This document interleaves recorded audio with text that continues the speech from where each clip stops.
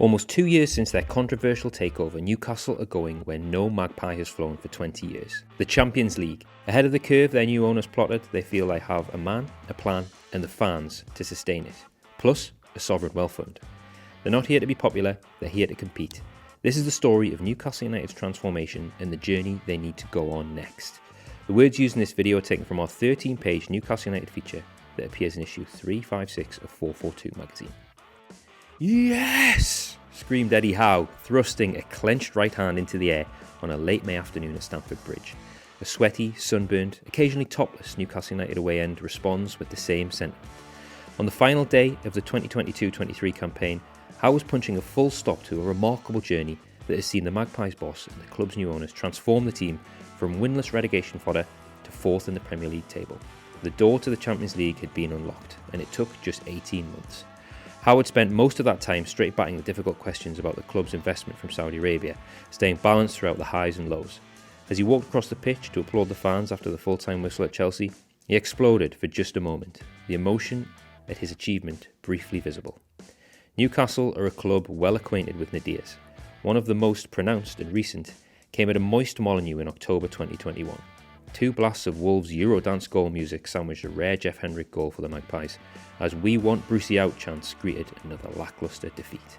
The chant had been an audible staple for much of a miserable start to a league campaign that was only 7 games old. No wins, 3 draws, 4 defeats, 16 goals conceded. It was match number 999 as a manager for Steve Bruce, and he was in a real emergency situation. The Magpies sat bottom of the table, having battled relegation during the previous season too, eventually finishing 12th. Matthew Raisbeck, lead commentator for BBC Radio Newcastle, travelled back from the game that evening by rail. They'd given up, he tells FourFourTwo, recalling Newcastle's soaked support. There was one lad, I remember it well, who told me that the season was over, they were going down, and he wanted them to get relegated because it would hurt Mike Ashley, and that was all he had left. 5 days later, Ashley was gone. Cans? It had previously become code among supporters, a one-word question posed after every update that contained even a semblance of hope that a takeover was happening. The Toon Army were under starters' orders to celebrate, but for months their cans hadn't left the fridge. An indication of the desire among supporters for change in ownership came via a poll held by the club's Supporters Trust. 93.8% of members voted in favour of a takeover being greenlit by the Premier League. Newcastle's defeat at Wolves marked 18 months since a price of $305 million had been agreed with Ashley, who was finally ready to sell after 14 unhappy years. But there was a snag. Amid a political dispute, Saudi Arabia were blocking Qatar's beIN Sports network from broadcasting in their country. beIN had exclusively screened the Premier League matches across the Middle East and North Africa since 2013 and had just renewed their contract for almost £400 million. Despite Saudi Arabia getting in the way of that TV deal, PIF now wanted a seat at the Premier League table through Newcastle. It was awkward. 4 days after Newcastle's miserable afternoon at Molineux, there was a breakthrough. Cans began trending hard. Saudi Arabia had officially lifted their 4-year restriction on beIN Sports and resolved to close pirate websites who were streaming the Premier League illegally. Cafes and restaurants across Saudi Arabia began showing beIN, and the broadcaster was approached by Saudi Arabia to settle a looming legal case that beIN had been claiming close to £750 million in damages. Within 24 hours, the Premier League approved the takeover, having received legally binding assurances that the Saudi state would not control Newcastle. But it left many questions. How would Saudi Arabia's human rights record reflect on Newcastle? Would the league explain the legally binding assurances? Would Newcastle be signing Kylian Mbappe? And what about Steve Bruce? An international break separated Newcastle's wet afternoon at Wolves and their first post-takeover match. Bruce was still in the dugout. He'd had a brief meeting with Staveley a few days earlier and been told to prepare for the game as normal. Supporter group War Flags, who crowdfund vast tifo displays inside St James's Park, hadn't produced anything for a home match day since 2019. When Rafa Benitez left, they left too. Instead, they'd been sporadically producing barbed protest displays outside the stadium in lieu of poor on-pitch performances under Bruce. With Ashley gone, War Flags were back, finding inspiration for their return display via an unlikely source. Big River by Jimmy Nail barely tickled the top 20 when it was released in 1995. The song is an emotional eulogy, reflecting back to the height of Newcastle's thriving shipbuilding industry. Dire Straits frontman and Geordie, Mark Knopfler, performs guitar on the track, which laments local decline but ends on a touching note of hope. Because this is a mighty town, built upon solid ground, and everything they've tried so hard to kill, we will rebuild. Among Magpies fans, it nailed the sentiment of the moment. Pre-match emotion further ignited when Callum Wilson put Newcastle ahead after 2 minutes, but it was sobered by the visiting team that day. Bruce's 1000th game in charge as manager. Tottenham won 3-2. 3 days later, the Newcastle boss was sacked. With Ashley gone, the new owners were not content to battle relegation. Do we want to win the Premier League within 5 to 10 years? Yes, Staveley told reporters on day one of the new era. Eddie Howe's first day as Newcastle manager began with 2 cones 10 metres apart, running trainers rather than boots, and a series of ever-quickening beeps. The new boss was looking under the bonnet of the squad he inherited via the bleep test, most commonly done on the first day of pre-season. Footage shared on the club's YouTube channel showed players such as Sean Longstaff, Dwight Gale and Jamal Lascelles pushed to level 15 of the test. Anything above 13 is considered excellent. Howe's prognosis was positive. They're a fit group, but I think we can top that up, he said. John Joe Shelby recalled climbing into bed by 8 PM each night during the first week of the new regime. Such was the increased load. 2 days after the beep tests, Howe stood on the playing surface inside an empty St James's Park wearing a smart, slim-fitting black suit and thin grey tie. He'd spent the previous 48 hours sowing the first seeds of development among his squad at the club's Benton training base. There was a throatiness to Howe's voice as he spoke to the press. He acknowledged he'd done a lot of shouting during his first 2 days at training. Messages like, "No jogging, train as we play, and if you think you're maxed out, you're not," had echoed around Benton. Howe told the media that everything felt right to accept the job as Newcastle boss. Questions on Saudi Arabia were met with a response that he was only there to discuss football. His new team were winless after 11 games, 5 points from safety. At his early presses, Howe would say how impressed he was with the players he'd inherited, one local writer tells 442.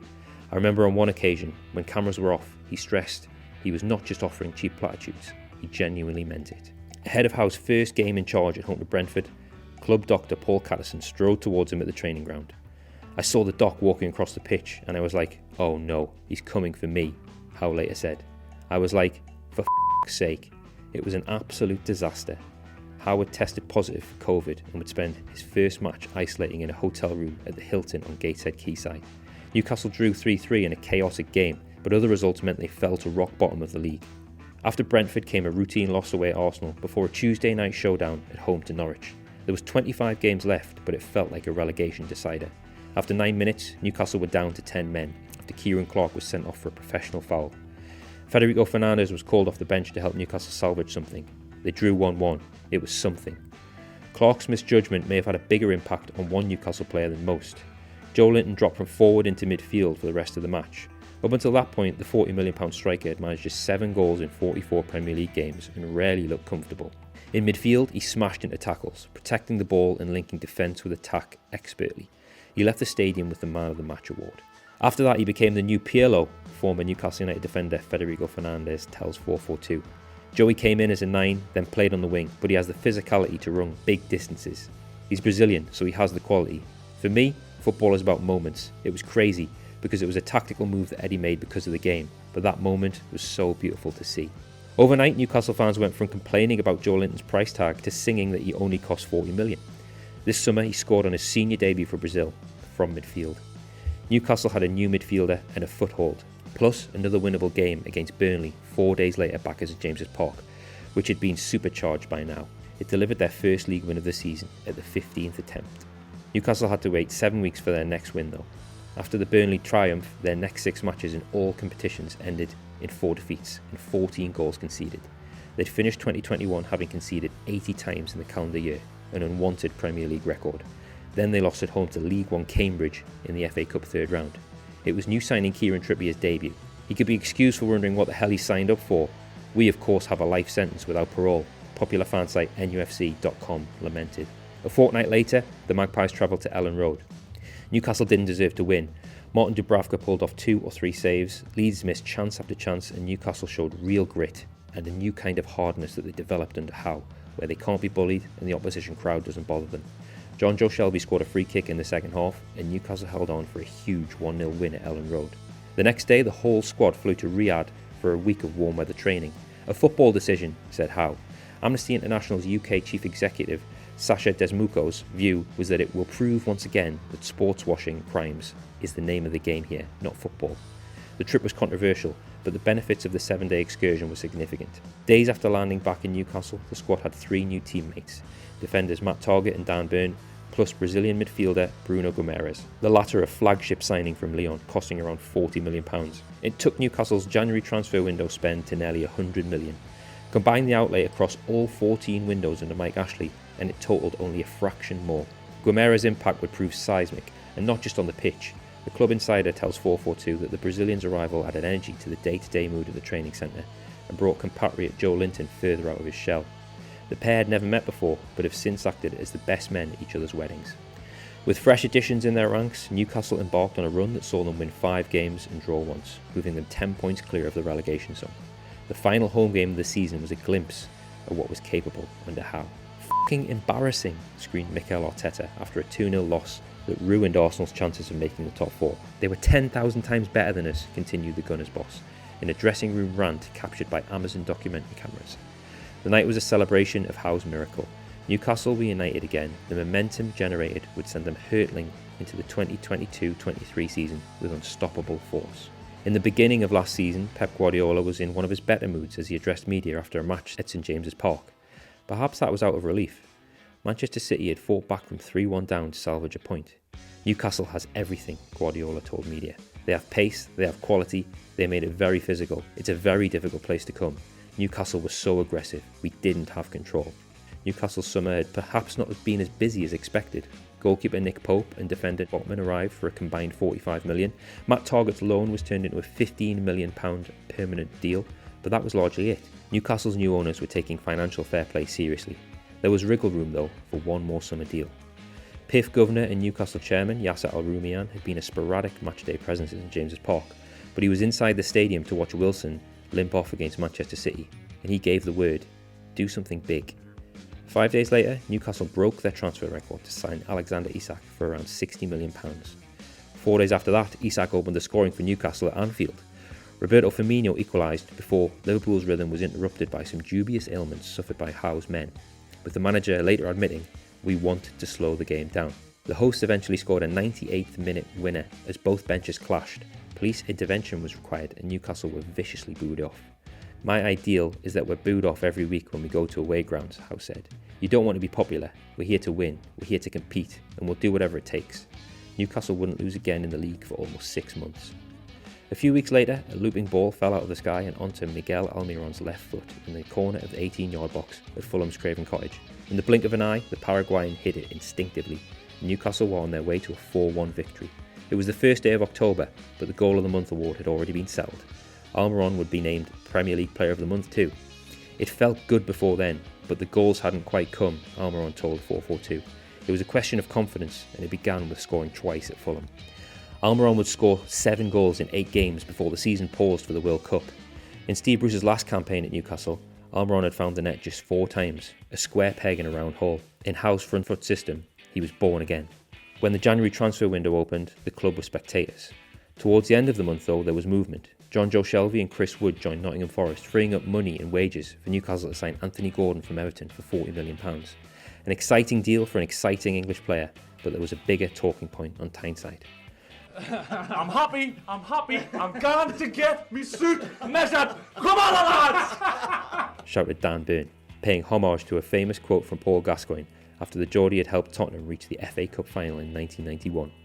Newcastle had just won a semi-final of their own, defeating Southampton 3-1 on aggregate, and were into the League Cup final, their first major final since 1999. It was emotional, perhaps too emotional. The week leading up to the final against Manchester United was a long one for Newcastle's players.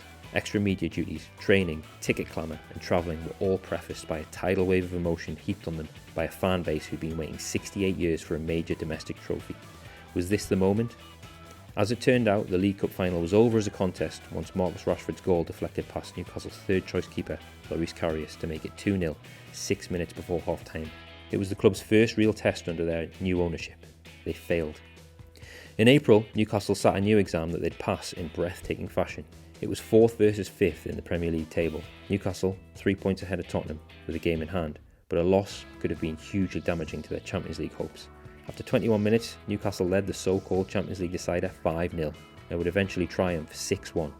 Newcastle had made a statement. Champions League qualification was secured with a game to spare, thanks to a 0-0 draw at home to Leicester. Last season we were only thinking about saving ourselves from relegation, Miguel Almiron told 442. With the new players, coach and owners, the chips have changed for this club. The mentality is totally different. We're now thinking about bigger objectives, and that's because of the work we're putting in. When you win, everything feels better, but we're also sure of ourselves. The coach has taught us a lot. Prior to the game, Eddie Howe was asked if he'd even allowed himself to say the words Champions League. "I can't pronounce it," he joked. Now, with Newcastle assured of a top 4 finish, he wasn't so tongue-tied. "We've shot ahead of schedule," he admitted, before acknowledging there were big challenges ahead. Newcastle were a Champions League club again. It had been 20 years since he could say that.